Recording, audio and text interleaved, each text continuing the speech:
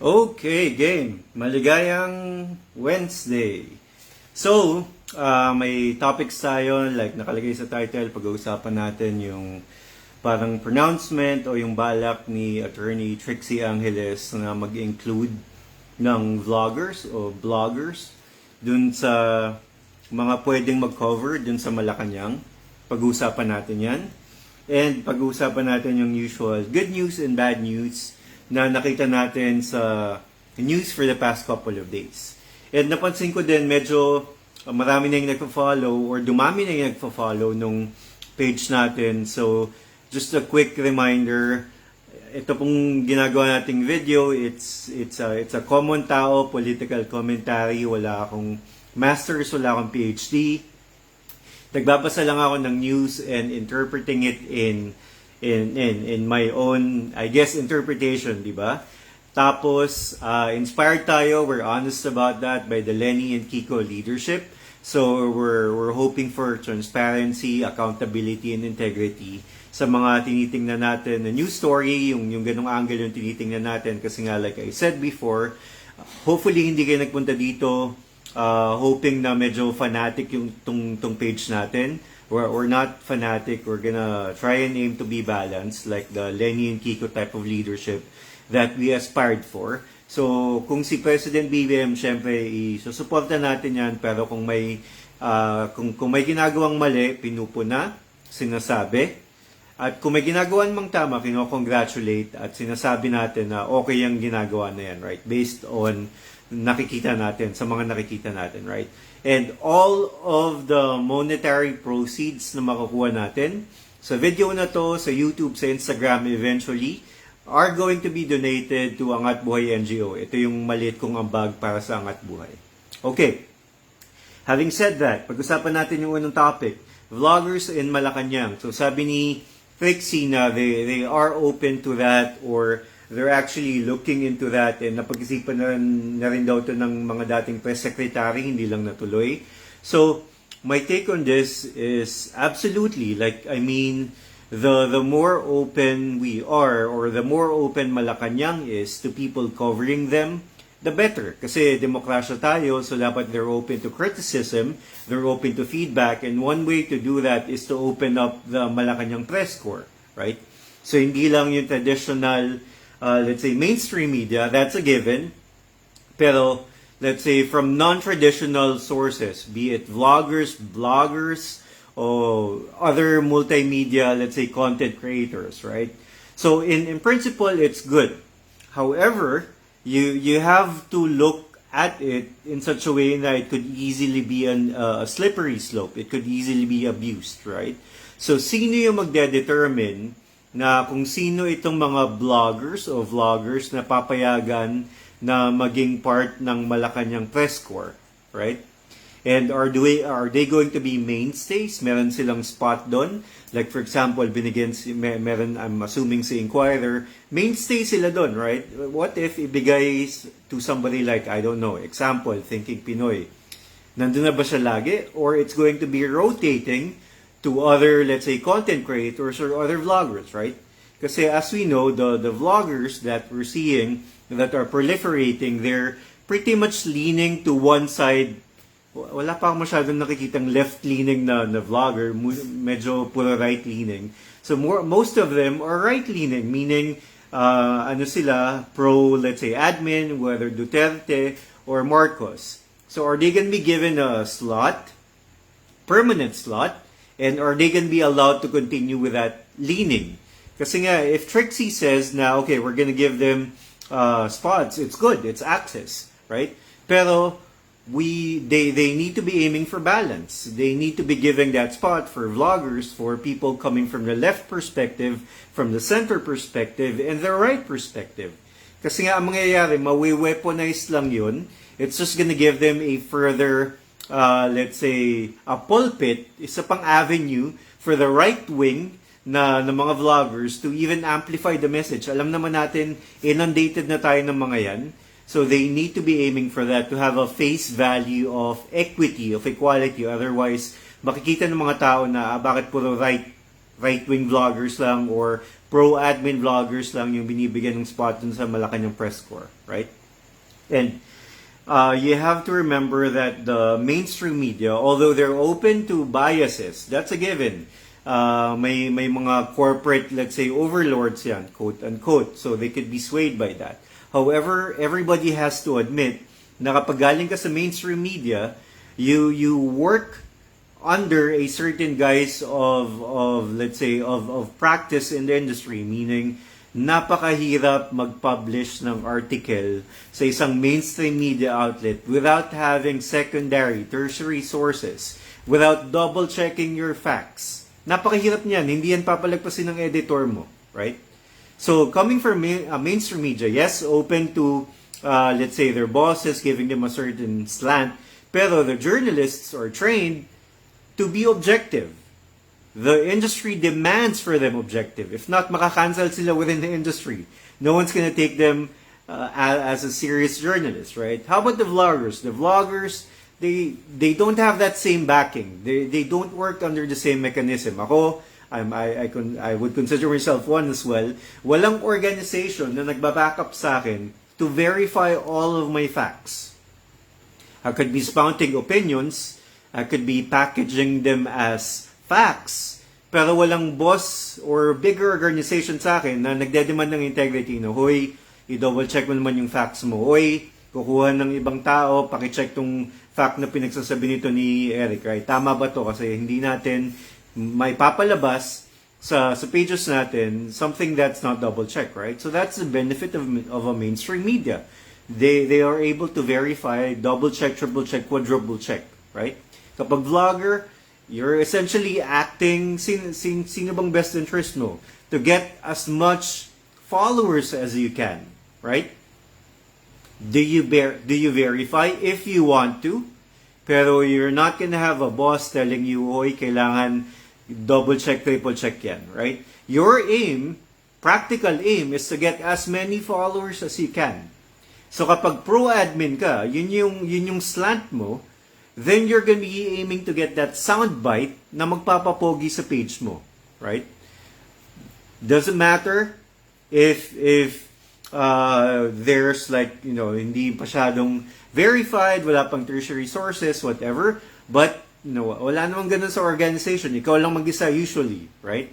So they need to be looking at that, and if somebody coming from that press corps is telling lies or spreading disinformation, giving it a certain spin, they need to be calling that out as well. Kasi nga, it can't be just a free-for-all, right?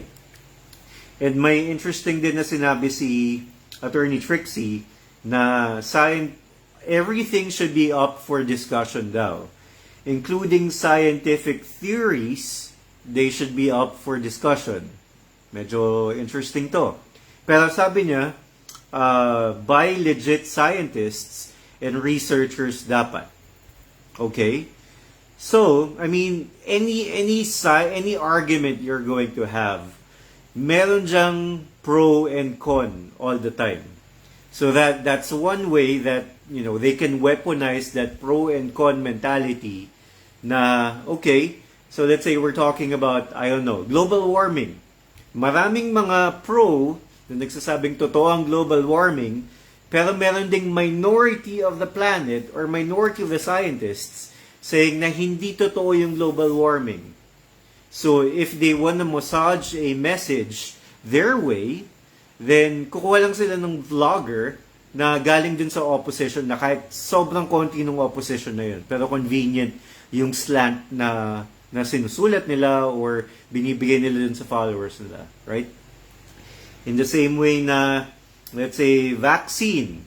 So, vaccine, may mga nagsasabi sa vaccine na totoo yan, karamihan ng mga doktor, pero may super small minority na nagsasabi, masama yan, merong in-implant na chip, right? So, it works in the same way. You can just get a vlogger from that opposing side and say na, okay, amplify natin tong message na to and mawe-weaponize lalo yung disinformation, right? And to take it a step further, so kukuha tayo ng vloggers, what's going to stop them from getting vloggers na nagki-question ng martial law atrocities? O kuha tayo ng vlogger na sinasabi hindi totoo yung martial law atrocities. Kahit na alam na natin na it's a fact, people are still living that were abused during that time, that were tortured during that time. But pero kung tayo ng vlogger, opinion, respect their opinion, amplify natin yung message, right? Isa pa, yung golden years under the under Ferdinand Marcos Sr. Yan, sinasabi nila yan. So, get a vlogger that has that point of view, amplify pa by putting them in the Malacañang press corps, right? So that's a slippery slope there. Tapos, apart from that, I think that's all I have for the vloggers. I'm all for it, pero it has to be stringently policed so that it doesn't have the appearance na kukuha lang tayo, mag-open lang tayo ng vloggers kasi we want to get from the pro-admin vloggers. The least they could do is make sure na centered siya, left, right, and center, kukuha, and hopefully rotating siya para hindi dominant yung slant na gustong paulit-ulit na i-amplify dun sa platform nila, right? Okay, moving on. Punta tayo dun sa good and bad news section ng discussion natin. Mga nakita natin okay at hindi masyadong okay. Good news. Dahil dun sa lumabas na, let's say, pronouncement galing kay Moira, medyo na-revive yung discussion about divorce. Like, divorce, really, we're still talking about this. Pero yeah, tayo na lang at ang Vatican ang walang divorce sa buong mundo. Anong petsa na? Diba? So it's good na unfortunately for Moira, that happened, right? Pero this has people saying na kailangan talaga ng divorce, right? I'm for divorce, of course. Kasi nga, if it's not working, why force people to stay in that marriage, right? The good thing is, during the election period, si Marcos, he is and he was pro-divorce during that time. So we need to call him out for that. Kasi I would imagine a lot of Filipinos actually want divorce. In fact, nasa House panel na siya. I don't know, for second reading, so it's slowly progressing. Pero if Marcos really wanted to have divorce in the country, majority siya. Majority in the House, majority in the Senate, he could easily pass divorce. And medyo makakuha pa yan ng pogi points with some progressives. Kasi nga, it's common sense, right? How common sense is it? And I hope he really does it kasi with the sleight of a hand, lahat yan susunod. Kasi majority naman siya. How ridiculous is it na wala tayong ganyan? Sa ngayon, yung mga mayayaman lang, yung pwedeng makalaya. Parang ito yung nakikita ko lagi sa mga Facebook na nagko-complain, hindi sila makadivorce. Hindi sila makalaya dahil wala silang pera magpa-anal. Anal is just another way of divorcing. Huwag na tayo maglokohan, right? May mga grounds daw, blah, blah, blah. Pero pinapaikot-ikot lang. Divorce din yun. It's just a fancy way of packaging it. So, annulment. Magkano ang annulment? Mahina na yung 200,000. 200,000. Kung medyo experience pa yung lawyer mo, 300,000, 400,000. Sinong normal na Pilipino, middle class, kahit na medyo upper middle class, ang may ganong tipo ng pera, magtatapon lang ng 300,000, 400,000 para makalaya, para makapag-anal, right?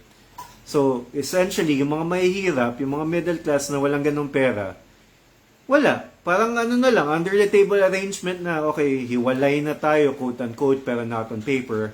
Pero may iba ka ng kasama, meron na rin akong ibang kasama, right? So, why are we gonna do that? It's a broken system, diba? So, yes, to divorce, let's hold BBM accountable for that. Kayang-kaya niya yan kung gusto niyang gawin.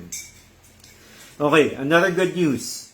BSP, sila ay nagsabi sa mga bangko na, okay, hoy, medyo pandemic pa rin tayo, you have to keep yung limit ng mga interest at 2% per month. Annually, 24% yung interest na limit nila dun sa mga credit card. So dahil they can mandate that, they said they need to be extending that. So that's awesome because people need all of the breathing room they have, right? And unfortunately, tayo mga Pinoy, wala pa tayong masyadong financial literacy. Kapag nagkaroon ng credit card, ay, free money. Binigyan ka ng credit limit na 50,000, bukas, ubus na yan. Kasi akala ng mga tao free money. Pero, interest, right? So, BSP intervened during the pandemic na, hoy, hanggang 2% lang yung pwede nyong interest. Pero prior to the pandemic, can you imagine, yung ibang credit card, ang sinacharge nila, parang 40%, 50% per annum. Parang ano na yun, parang 5-6. So, para siyang institutionalized 5-6.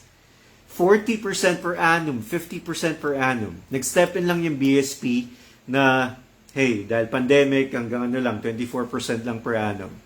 I hope they continue dictating that and move away from the norm na 40 or 50% patas na per annum because they can limit it. Banks are loaded with cash. Even during the pandemic, sobrang laki ng mga kinita ng mga yan. So they can afford not to have that high of an interest, right? So I hope that kahit na matapos na yung pandemic, they will keep that to a minimum, sana 25, 30, so it's fair para hindi lang institutionalized na 5-6, right? Okay, another good news. PLDT, nakapagbenta na sila officially ng mga tower nila. Dahil nga nagkaroon tayo ng changes to the charter, pwede na mag-open up yung certain parts of the telco. Nagbenta sila ng 3,000 cell towers. Very good din for PLDT, of course. Ang laki ng kinita nila. 39.2 billion ang kinita nila. Mga nakabili mga foreign companies specializing in tower infrastructure. The good thing there is it's opening up our economy to foreign direct investment. You could argue na yung 87 Constitution medyo restrictive nga siya to a certain extent.